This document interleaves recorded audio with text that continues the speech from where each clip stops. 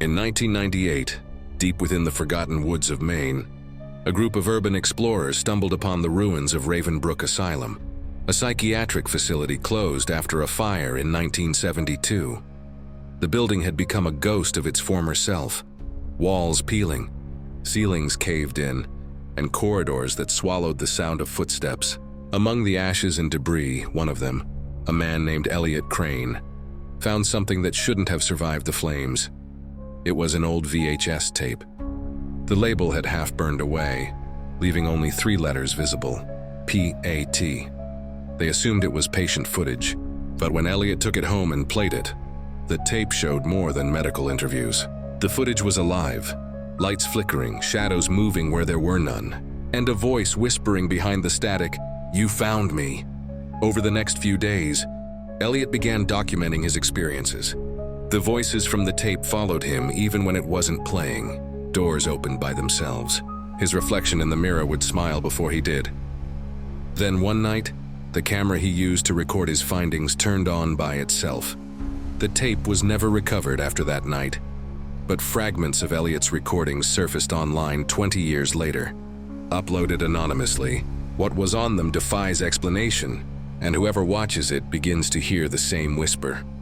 2 weeks after Elliot Crane vanished, a local hiker named Mark Dalton found his abandoned car near the outskirts of Ravenbrook Forest. The keys were still in the ignition. Inside, on the passenger seat, was a handheld camera, its battery dead and screen cracked. What chilled Mark wasn't the car or the silence.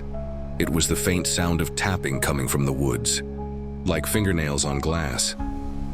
When the police searched the area, they found no trace of Elliot, but one of the officers, Officer Reynolds, reported seeing a woman in a hospital gown standing at the asylum gates. The figure vanished when approached. They brushed it off as nerves. 3 days later, the evidence from the car was cataloged, including the camera. When a forensic technician plugged it in to extract the footage, the monitor flickered violently. The video showed Elliot filming inside the asylum. He was whispering, sweating, clearly terrified.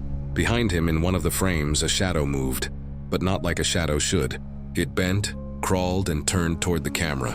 The technician paused the footage to zoom in, and that's when the power in the entire evidence lab went out.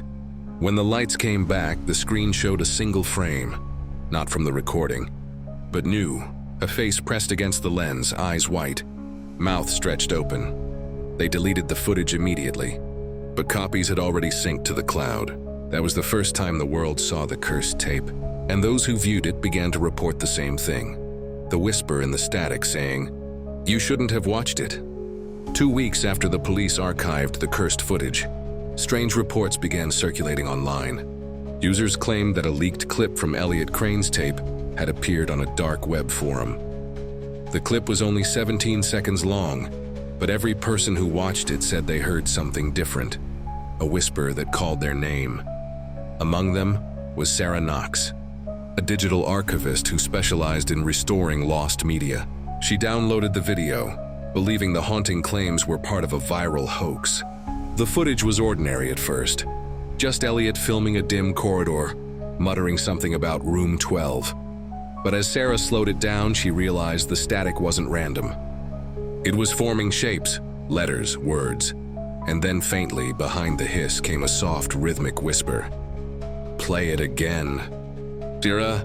The voice was not part of the original recording. Terrified, she shut her laptop, but the whisper didn't stop. It echoed from her speakers even after the power was off. That night, her neighbors reported screams coming from her apartment. When the police arrived, the room was empty. Her laptop melted from the inside, and written across the cracked screen in ash-gray residue were 3 words. "You played it."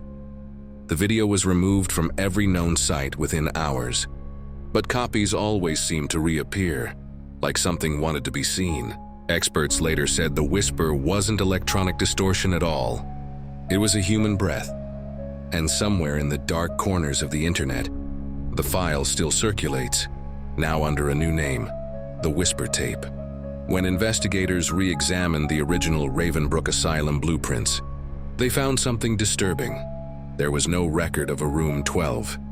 The rooms were numbered up to 11 on the east wing, and the next corridor began at 13. Yet in Elliot Crane's footage, he clearly spoke of room 12. Determined to uncover the truth, a paranormal research team known as Night Vale ventured into the asylum ruins to retrace his steps. Among them was Lena Morell, a skeptic who documented everything for her channel. They entered at midnight, flashlights flickering against graffiti-covered walls. The smell of rot was thick, and a faint humming, like an old generator, echoed through the halls. At exactly 12:13 a.m., their EMF reader spiked.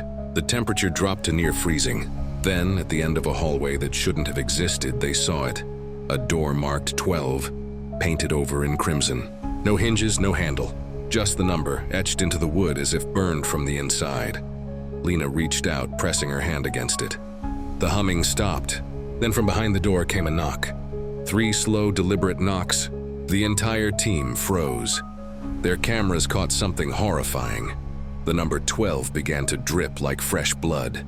Lena screamed and stumbled back, and the doorframe breathed. It expanded and contracted, as though the asylum itself was alive. They fled moments later, leaving their gear behind. Only Lena's body cam was recovered, but the footage ended abruptly, with a shadow crawling from under the door, whispering, "You opened it."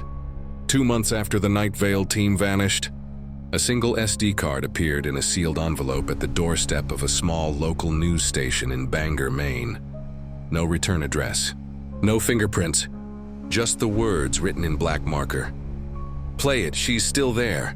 Inside was corrupted video data recovered from Lena Morell's body cam. The file was fragmented, distorted beyond normal recovery, yet somehow it played. The footage began with the familiar dark corridors of Ravenbrook Asylum. Lena's voice was shaky, breathing uneven. "The others are gone," she whispered. "I keep hearing crying." The camera tilted toward the infamous door, room 12, now slightly open. A faint flickering light pulsed from the gap.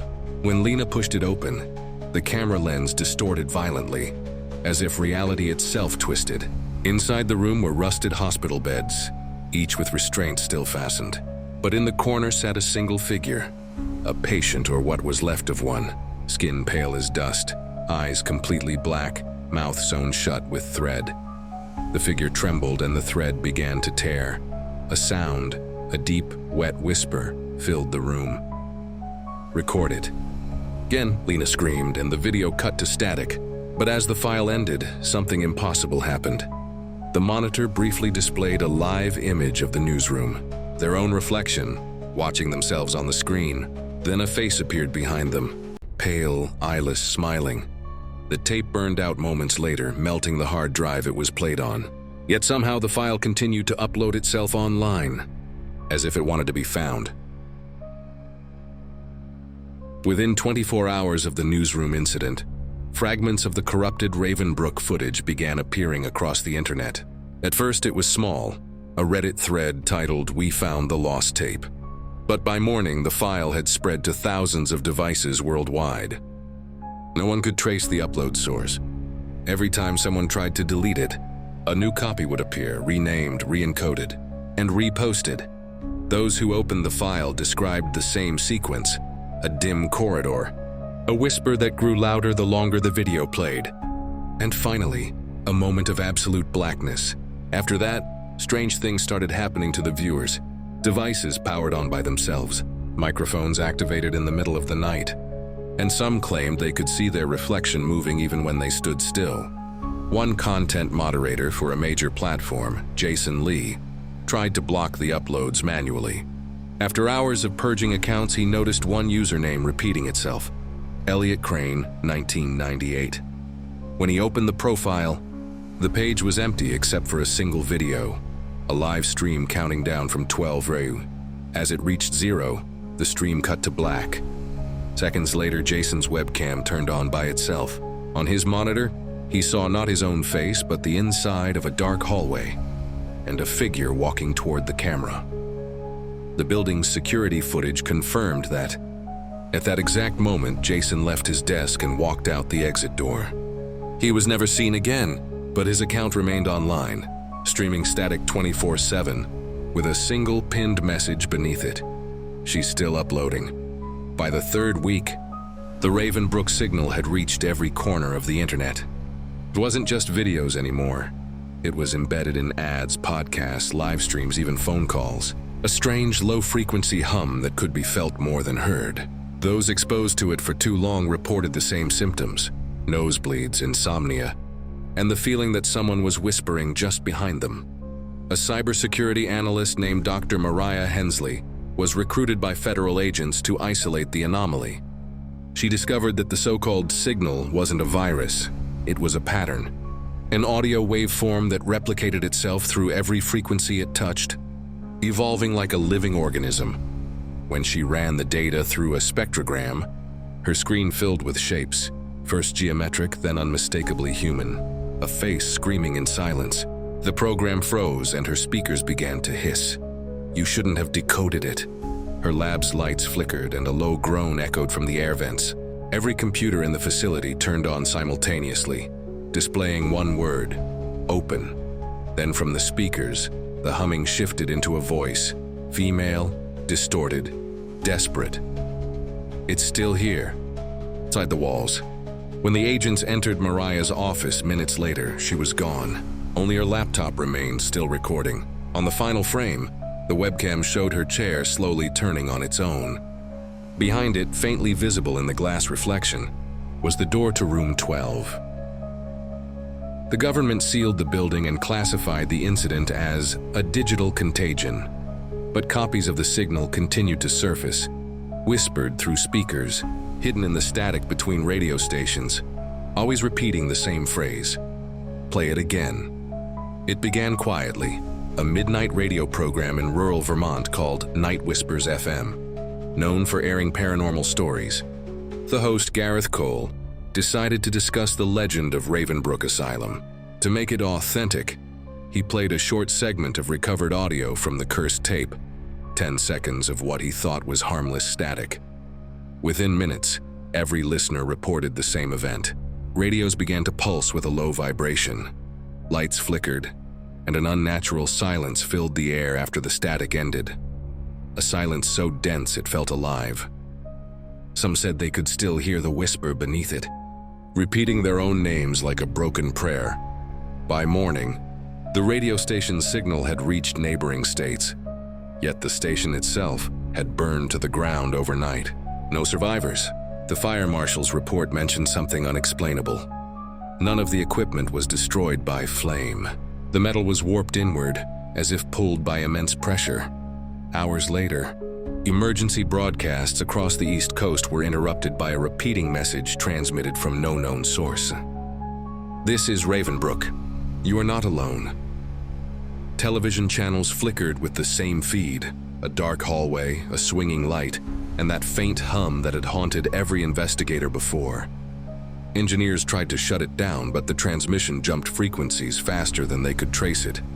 Then, at exactly 3:12 a.m., every device fell silent at once.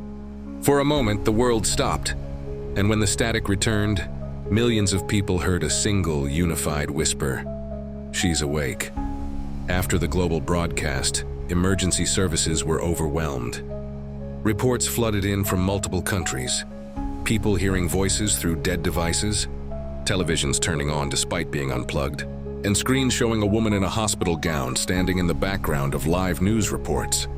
Experts tried to explain it as mass hysteria, but then came the case of Detective Aaron Pike, assigned to investigate the last remaining physical evidence of Ravenbrook Asylum. His team unearthed the original VHS tape from a sealed government archive, stored in a lead-lined box. When they played it, every camera in the facility failed except one, Aaron's body cam.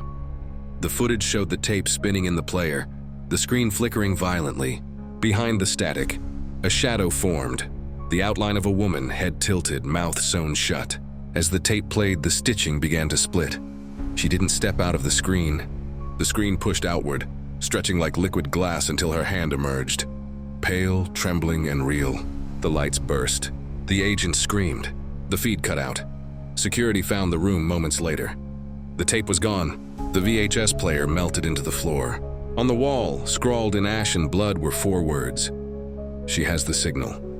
From that night onward, the whispers no longer came through recordings. They came through the air. Every electrical pulse, every hum carried her presence. People began calling it the Ravenbrook frequency. Anyone tuned to it too long would start to see her reflection flicker in glass, always behind them, always whispering. Play it again. Within weeks of the asylum tape's reemergence, the entire world began to feel its effects. Engineers and radio operators reported hearing faint murmurs on every unused frequency, all in perfect synchronization, all whispering the same line. Ravenbrook is open. Governments tried to jam the signal, but every attempt only made it stronger. Satellite dishes turned by themselves, broadcasting on frequencies no one had ever registered. Entire networks crashed as if something alive was crawling through the data, consuming, replicating, whispering. A small team of survivors, former technicians and paranormal researchers, took refuge in an abandoned Cold War bunker in New Hampshire. Among them was Dr. Caleb Rowan, a sound engineer who had decoded part of the pattern. He realized the signal wasn't random noise. It was a heartbeat, slow, pulsing, growing louder every day. Then one night, while monitoring the frequency, the heartbeat stopped. Silence filled the bunker, and the power cut out. When the emergency lights came on, every screen displayed a single image. The hallway from the original tape, flickering, with a door marked 12 at the far end. The static deepened into a low groan, and the walls began to shake. The team's radios turned on by themselves, all broadcasting a woman's voice. "Gilman, clear now. You tried to contain me." Then, the monitors showed something new. The outside world, empty streets and flickering lights. The signal wasn't coming from the asylum anymore. It was coming from everywhere. Before the feed cut, Dr. Rowan whispered one final line into his recorder. "She's not in the tape anymore. She's in us." 6 months after the global blackout, the world was quiet. Too quiet. Cities stood empty, clocks frozen, screens dark. The Ravenbrook frequency had faded, leaving only silence, or so it seemed. A lone survivor, Erin Vale, a documentary filmmaker, wandered through what was left of civilization. She carried a single camera, one of the old analog models untouched by the signal. Her goal was to document what happened, to leave a record even if no one would ever see it. She found herself drawn to Maine, where it all began. The woods were overgrown, the air thick and heavy with static.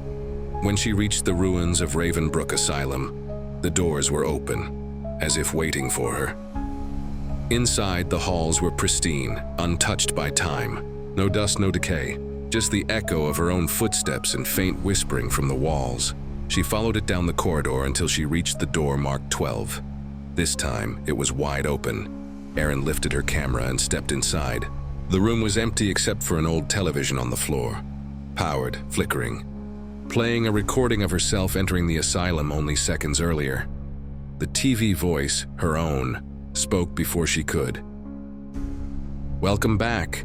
The screen began to distort, showing faces.